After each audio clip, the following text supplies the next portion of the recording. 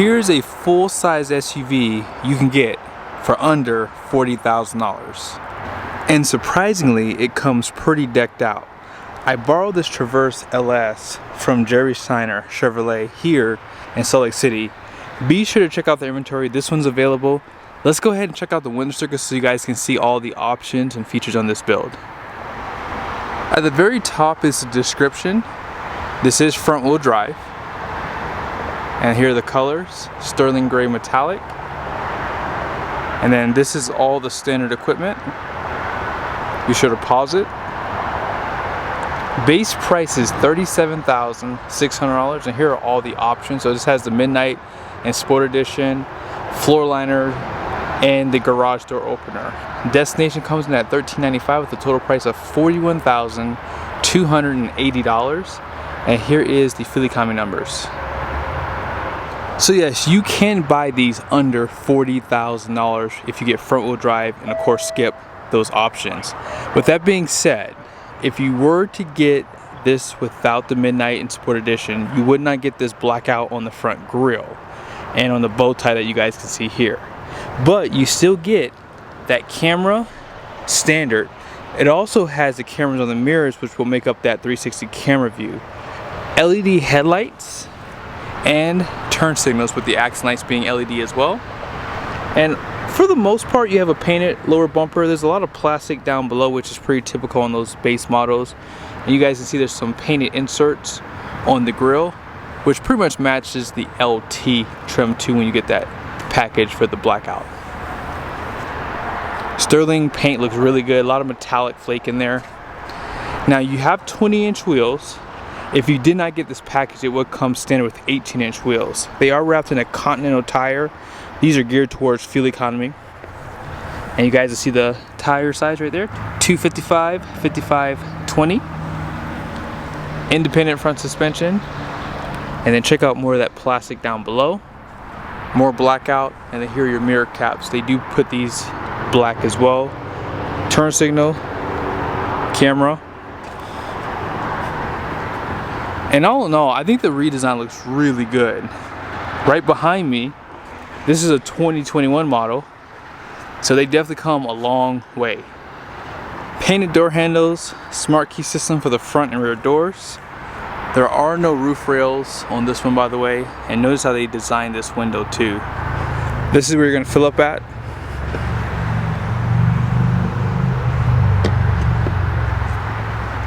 A lot of plastic for sure, especially back here. Normally when you step up to the LT, they will paint that lower piece there. I am shocked that they're giving you the quad exhaust though. That is pretty shocking. Rear parking sensors, full LED taillights, you guys can see here. Camera with a sprayer to clean it off if it gets dirty. And check out that painted black trimming right here. It looks really good. They do hide the hitch. Now, do you have a power liftgate? Let's find out. You do. So you do have a power liftgate. The button is right there. They do provide LED lighting too. And this is the biggest upgrade on this Traverse, is how much storage you have in the rear. 60/40 bench. Obviously you're gonna have to put these seats down manually by just pulling the strap here. 12-volt power, and you have some tie downs. Doesn't stop there though. Big storage below the floor.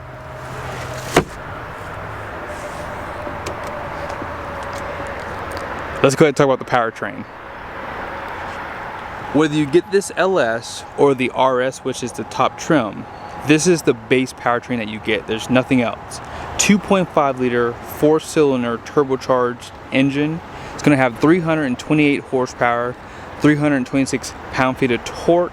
All that power goes through an 8-speed transmission. It is direct injection, and they are using aluminum heads and block. Let's go ahead and check out the interior. If you didn't watch my last video, I did one on the LT and it had this package. Now, as far as the materials go, it's pretty similar for the interior. You guys see you have that power liftgate button down below. And these are gonna be hold for up and then auto down for everything else. You guys see your mirror controls, power door locks. Nice trimming inside the interior. You guys can see some of the graphics right there. And manual seats are on the LS. So if you want power seats on this side for the driver, you would have to step up to an LT. However, you still have a telescoping steering wheel, which is very nice to get nicely adjusted in the seat. And then here's some of your controls. Electronic parking brake. They have 3 drive modes: auto, stop, start, and you can dim down this 11-inch screen. Cloth seats, but believe it or not, they are heated, so you don't really miss out on a lot of nice features on the LS. And for the price point, I think it's pretty good. These seats have a really nice styling to them. You can see some of the stitching on there, and a little bit of storage down below there. And then here is your stock for your high beams, windshield wipers, and rear windshield wiper. You guys can see your gear selectors right there. That's pretty new. And then heated steering wheel, and then this is going to control that screen. Now you still have push button start, and as you saw, you have the smart key system. So they don't skimp out on this trim level. I'm actually shocked at some of the features that you get. Now up top here, you guys will see you have a power button. This will mute the audio, and if you hold it down, it takes you to this calm screen. Now there's not a lot of buttons outside of the screen because they did add quite a few of the features in here. This is a 17.7-inch screen, and as you guys saw on the outside, you have 360 camera view, and you can change the way you see things inside the screen. I like that they do that. They also have it to where you can turn off the backup lines too, or they call it the guidelines. And if you want to turn off your bird's eye view and have a full screen, you do have that option as well. Dual climate control, and that's something I would have not expected to see on the base trim level. So this is kind of like the Tahoes in a sense. Like now, they are pretty expensive. I mean, $40,000 for a base model SUV, that does seem like a lot of money, but in today's climate, it's not really. Now you guys saw it had the home link for $225, so it looks like they do upgrade this. So this looks to be auto dimming, and you have the home link right there. Up top here, LED lighting. Your caution lights are at the very top, and you do have a spot for your sunshades. Black liner too, which is pretty rare to see on these lower trim levels. And they do give you lighting for your vanities on both sides. Soft touch on the dash. The air vents do sit kind of low, but the air pressure is pretty good. You guys can see 2 USBs, Type C, Type A, 12-volt power, storage. There's no wireless charger, unfortunately. You have your cup holders, and then this is just extra storage. Here is the center console with storage, removable tray, and this area is illuminated. However, there's no power plugs inside of here. Let's talk about the screens for a second. If you want, this screen is pretty customizable, so you can move things around. If you don't have an Android phone, you can move this onto this screen basically, and just kind of clean up the main screen for yourself. And this is not a big deal, but if you like to see gauges like I do, they do have this, which you do not have in a Tahoe, which is pretty crazy. Also, you guys probably saw that your trip information is now in this screen. Now if you would like, you can move stuff over from here to this gauge cluster. In order to control this screen, you have to push this button. I'm not sure if I showed you guys the heated steering wheel button yet, but you do have that. Now if you want to add to driver display, all you have to do is just hit this button, and you guys see where it ends up at right there. You can also remove it too. Now let's go through the 4 menus. So this is the main one. You have your navigation.